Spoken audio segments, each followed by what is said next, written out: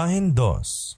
Ang paghingabot sang una nga mga siglo. Sang ginpahayag ni Jesus sa iya magintutunan ang maabtan sang Jerusalem kag ang mga matabo sa ikaduha nga pagkari, gintagna man niya ang maagihan sang iya katawuhan, sa tion nga siya kuhaon sa ila, tubtob sa pagbalik niya sa gahom kag himaya para sa ila kaluwasan. Halin sa Olibo, nakita sang manluluwas ang mga bagyo nga magatupa sa Iglesia Apostolika, kag sa pagpadalom pagid sa palaabuton.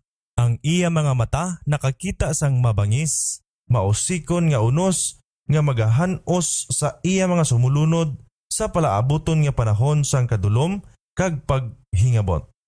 Gintagna niya ang butang sa diin ang mga pinuno sang kalibutan magahatag sini sa Iglesia sang Dios. Mateo 24:9, 21 kag 22. Ang mga sumulunod ni Kristo magausoy sang amuman nga mga dalanon sang pagpakahuya, pagpamasol kag pagantos nga inagyan sang ila agalon. Ang kaakig nga nag-ibwal batok sa manunubo sang kalibutan, pabatyagan man sang tanan nga mga magatuo sa iya ngalan. Ang kasaysayan sang nahaunang iglesia nagpanaksihon sang katumanan sang mga pulong sang manluluwas. Ang mga kagamhanan sang duta kag impyerno nagtingob batok sa kay Kristo paagi sa iya mga sumulunod. Napananaw sang paganismo nga kon magmadinalagon ang maayong balita, ang iya mga templo kag mga halaran magkalapapas gid. Gani gintipo niya ang tanan niya kusog agud mawala ang Kristyanismo. Ginsindihan ang kalayo sang paghingabot. Ginkuha sa mga Kristohanon ang ila mga pagkabutang kag gintabog pa sila sa ila mga balay. Sila nagbatas sang dako nga pagsumpong sang mga pag-antos.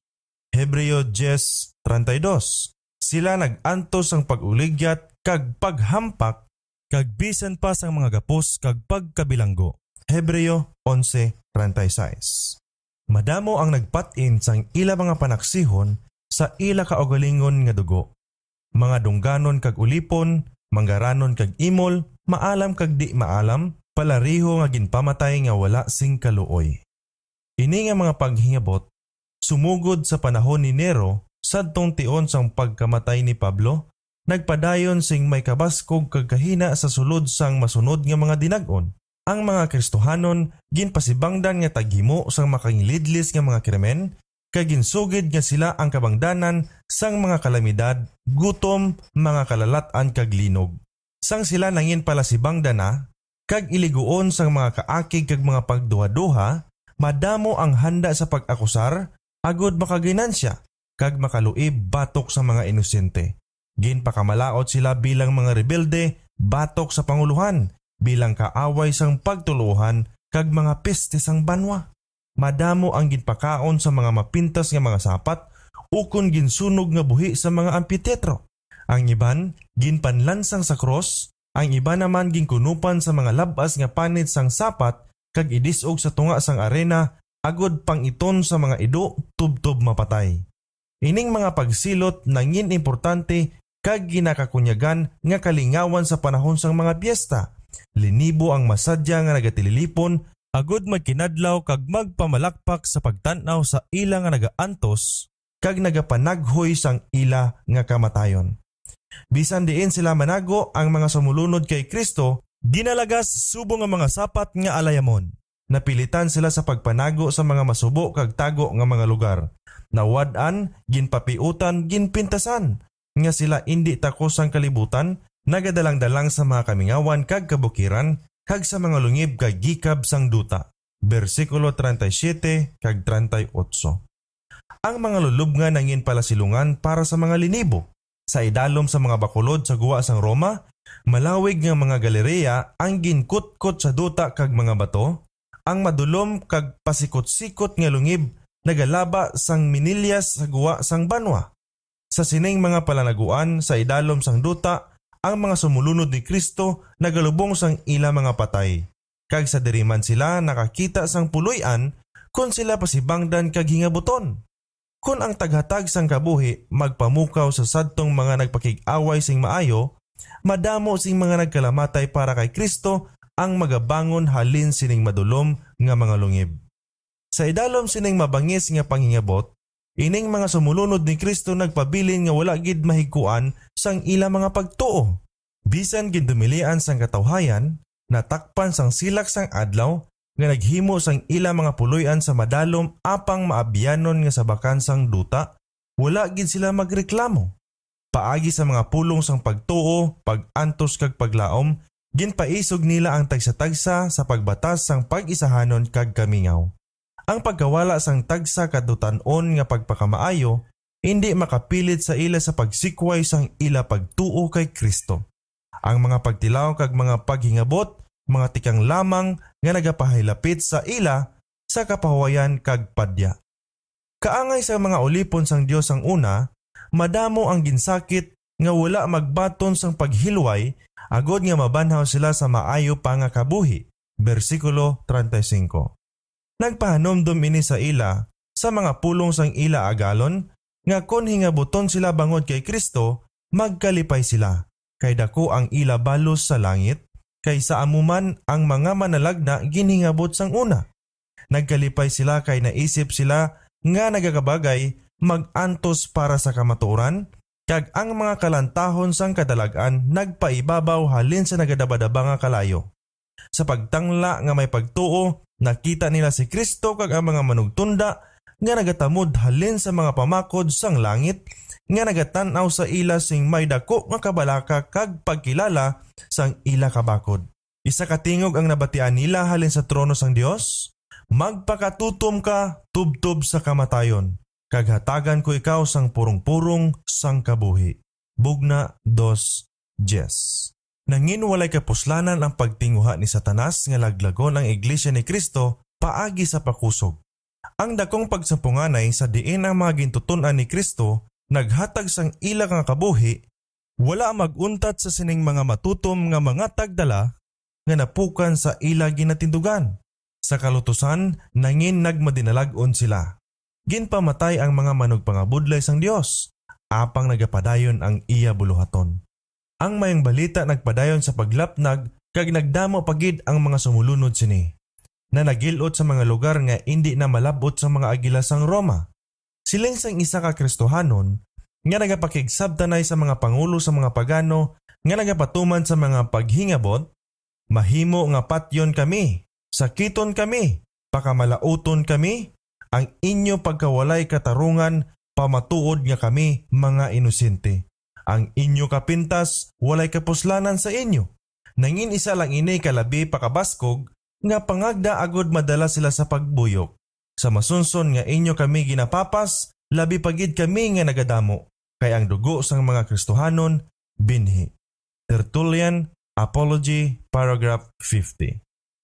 Linibo ang ginbilanggo kag ginpamatay, apang madamo ang nagbulo sa ila lugar. Kag yadtong mga ginpamatay bangod sa ila pagtuo, nakapamakod na kay Kristo kag naisip na niya nga mga mandadaog. Nakapakig-away na sila sing maayo nga pagpakig-away, kag magabato na sila sing purong-purong sang himaya sa pagkari ni Kristo. Ang mga pag-antos nga ila ginbatas, nagpahapiit pagid sa tagsa ka mga Kristohanon kag sa ila manluluwas. Ang ila buhi nga halimbawa kag pamatuod sang ila kamatayon nangin padayon nga saksi sang kamatuoran, kag sa wala ginapaabot ang mga sakop ni Satanas nagbiya sa iya pag-alagdan kag nagapasakop sa bandera ni Kristo. Gani, si Satanas nagplano pagid agud magmadinalagon siya sa pagpakig-away batok sa pagdumalahan sang Dios, paagi sa pagpatindog sang bandera niya sa simbahan sa mga Kristohanon. Kung ang mga sumulunod ni Kristo mapatalang, kag mapahimo sang kangilaran sa Dios, niyan ang ila kakusog, katarong, kag kabakod, mapaslawan, kag mangin mahapos na sila nga biktima. Ang dakong kaaway karon nagahandom sa pagdaog paagi sa mga pagdihot sadtong mga wala niya makuha sa pakusog. Naguntat ang mga paghingabot, kag sa baylo sini, nagbulos ang makatalagam nga pagganyat sa labay nga kabuganaan kag dutan-on nga kadungganan. Ang mga diwatanhon gintoy-toyan sa pagbaton sang kabahin sang Kristohanon nga pagtuo, apang nagasikway sa mga kinahanglanon nga mga kamatuoran. Nagahambal man sila nga ginabato nila si Jesus, subong nga anak sang Dios, kag nagapati sa iya kamatayon kag pagkabanhaw. Apang wala sila pagkilala sa sala, kag wala nagabatyag nga kinahanglan maghinulsol o kung pagbaylo sing tagipusoon. Sa baylo sang pila ka mga pahanugot sa ila bahin, ginahangkat manila ang mga Kristohanon sa paghimo man sang ila pagpasugot agud ang tanan maghiusa sa plataporma sang pagtuo kay Kristo. Sa karon ang iglesia yara sa makahaladlok nga katalagman. Ang bilangguan, kapintas, kalayo o kon espada, mga pagpakamaayo pa kon ipaanggid sa sini. Ang iban nga mga Kristohanon nagatindog nga may kabakod, nagpahayag nga hindi sila magkompromiso. Ang iban iya nagpasugot nga magpanugyan o kung liwaton ang pila kabahin sang ila pagtuo kag makag-isa sa ila sadtong mga nagbaton sang pagkakristohanon nga nagapamilit nga ini mangin paagi sang lubos nga pagliso. Amuyadto ang tion sang madalom nga kalisod sa matutom nga mga sumulunod ni Kristo. Sa idalom sang kunop sang nagapakuno-kuno nga Kristohanon, si Satanas nagasuhot sa iglesia sa paghigko sang ila mga pagtuo kag pagpaliso sang ila mga kaisipan halin sa pulong sang kamatuoran. Kalabanan sa mga Kristohanon, nagpasugot sa pagpaubos sang ila talaksan, agud makahimo sang paghiusa sa tunga sa mga Kristohanon kag mga pagano. Bisan ang mga sumilimba sang Dios-Dios nagasugid nga sila nagliso na, kag naghiusa na sa iglesia, nagapabilin gihapon sila sa pagkadiwatahan sa diin ginbayluhan lang nila ang ila mga Dios-Dios sang mga imahe ni Jesus kag bisan pa ni Maria kag mga santos. Ang mabaho nga tapay sang pagkadiwatahan nga nakasulod sa iglesia nagpadayon sa iya malauton nga hilikoton. Ang mga walay sadsaran nga mga doktrina, binabaylan nga mga panimbahon, kag diwatanhon nga mga seremonya na pasulod na sa pagtuluhan kag sa pagpanimbahon sang iglesia. Samtang ang mga sumulunod ni Kristo, nakikisa na sa mga diwatanhon. Ang Kristohanon nga reliyon, nahigkuan, kag nadula sa iglesia ang iya sinikaputli kagahom. Apang mayara nga pila nga wala madala sining mga pagpatalang. Nagpabilin sila sa ila kabunayag sa tagsulat sang kamatuoran kag nagsimba sa Dios lamang. Halin sadto, may duha lang gid ka klase sa mga nagasugid nga sila ang sumulunod ni Kristo. Samtang ang isa ka klase nagatuon sang kabuhi ni Kristo kag sing hanuot nagatinguha sa pagtadlong sang ila mga sayop kag magtuman sa sulundan. Ang lain naman iya nga klaseng naglikaw sa yano. Mapinuslanon niya kamaturan nga nagahumlad sang ila mga kasaypanan. Bisan pa sa iya pinakaayo nga kahimtangan, ang iglesia wala lubos mahilob sang matuod, putli kag maminatudon.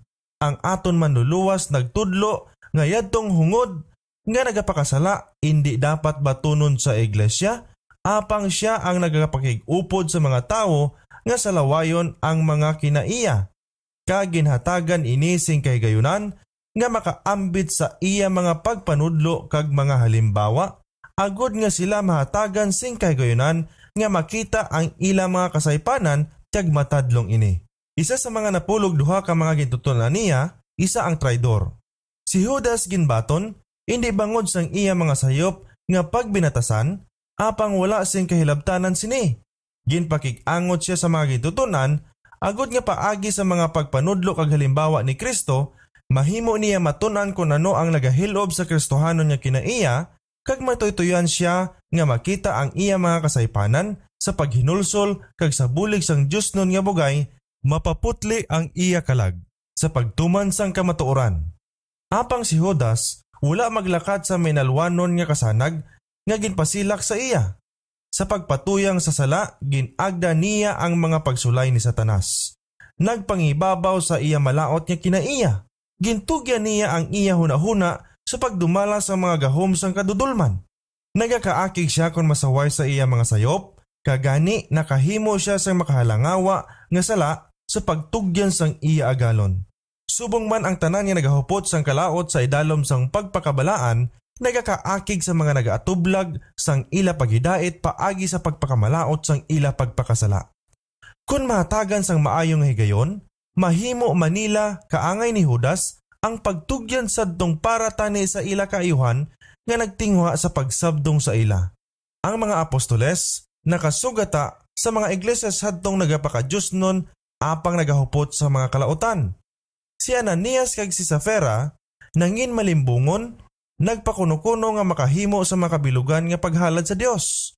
Samtang sila maibugon nga naghawid sang kabahin para sa ila kaugalingon. Ang Espiritu sang kamatuoran nagpahayag sa mga apostoles sang matuod nga kinaiya sining mga malimbongon, kag ang mga paghukom sang Dios naghugas sang iglesia sa sining mabaho nga mantsa sang iya kaputli. Ining maathag nga pagpamatuod sang mabinantayon nga Espiritu ni Kristo sa iglesia nangin kalahadlukan para sa mga salimpapaw kag mga taghimo sang mga kalautan.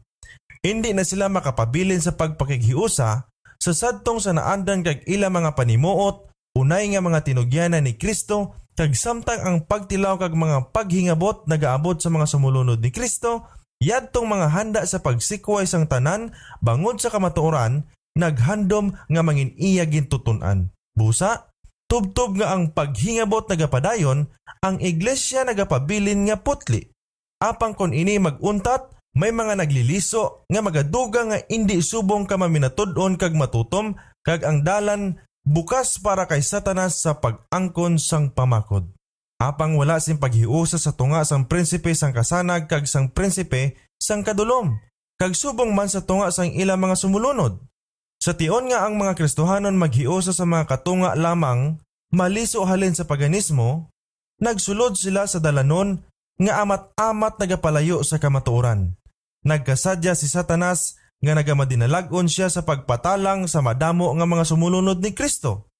Niyan ginlibutan niya ini sila sang iya gahom, kag gintandog ini sila sa paghingabot sadtong nagpabilin nga matutom sa Dios. Wala na sing iban nga labaw pa nga makahibalo kung paano pamatukan ang matuod nga pagtuo sa mga Kristohanon sang sayadtong sang una iya manug-apin. Kag ining naglapas nga mga Kristohanon, kaupod sa mga katunga nga pagano nga mga kaupod nagpatuhoy sang ila pagpakigsumpong batok sa mga pamag-ang nga mga bahin sang doktrina ni Kristo. Ini nagkinahanglan sang tuman nga pagpanikasog para sadtong magmangin matutom sa pagtindog sang may kabakod batok sa mga pagpatalang kag mga kangilaran nga natabunan sa mga nagapanapot sang saserdote nga nakasulod sa iglesia. Ang pagtudlo sang kailwayan sa pagtuluhan ginatawag nga pagkairihe kag ang mga negatibong sini ginakaugtan kag ginapakalain. Pagkaligad sang malawig nga mapiot nga kagamo, ang pila ka mga matutom nagdapat sa pagdula sang tanan nga kaangtanan sa naglapas nga iglesia kung magpadayon paghihapon sila sa pagbalibad sa bulag nga mga kabutigan kag pagkadiwatahan. Nakita nila nga ang pagpakigbulag amo lang ang paagi agud makatuman sila sang pulong sang Dios. Hindi nila mapasugtan ang mga kasaypanan nga makamamatay sa ila mga kalag kag magpahamtang sang isa ka halimbawa nga magbutang sa katalagman sang pagtuo sang ila mga kabataan kag mga kabataan sang ila mga kabataan. Agud makaangkon sang paghidait kag paghiusa, handa sila sa paghimo sang bisan anong nga tulumanon sunod sa kabunayag sa Dios. Apang nabatyagan nila nga bisan pa ang paghidait tama kamahal nga binakal sa pagsakripisyo sang prinsipyo. Kung ang paghiusa maangkon lang paagi sa pagkompromiso sang kamatuoran kag pagkamatarong, niyan nangin may kalainan kag bisan pa inaway. Mangin maayo gid para sa iglesia kag sa kalibutan kung ang mga prinsipyo nga nagpadasig sining mabakod nga mga kalag mapukaw sa mga tagipusoon sang ginikilala nga mga katawuhan sang Dios. May makatalagang makalainan na hanungod sa pagtuluhan nga mga haligi sang Kristohanon nga pagtuo. Ang panghunahuna, nagaamat-amat kabakod nga ini sila indi gid tama ka importante. Ini nga pag-usmod, nagapabakod sang mga kamot sang mga sumulunod ni Satanas, gani ang mga di matuod nga mga pagpati, kag makamamatay nga mga pagbatalang nga ginpanginmatyan sang mga matutom sadtong nagliligad nga mga katuigan, agod mapamatukan kag mahimutigan, ginakabig na karon nga maayos ang sa mga linibo nga nagaangkon nga sila mga sumulunod ni Kristo. Ang una nga mga Kristohanon, pinasahi gid nga mga tao. Ang ila wala kasawayan nga mga panimuot kag di mationg nga mga pagtuo, nagapadayon nga pangsabdong nga nagatublag sang paghidait sang makasasala. Bisan jutay lang sila, walay manggad, palangakuan o kundungganon nga mga titulo, ginakahadlukan sila sang mga malauton sa diin ang ila mga kinaiya kag mga doktrina na hibaluan na. Gani ginakaugtan sila sa mga malauton. Subong si Abel ginkaugtan sang di Diyos nun nga si Cain.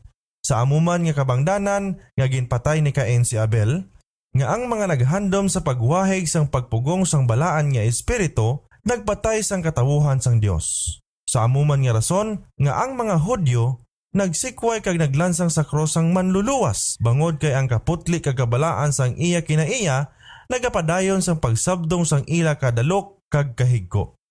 Halin sa kapanahunan ni Kristo, tubtob karon sa iya matutom nga mga sumulunod, nagpukaw sang kaakig kag pagpamatok sa mga nagahigugma kag nagausoy sa dalan sang sala.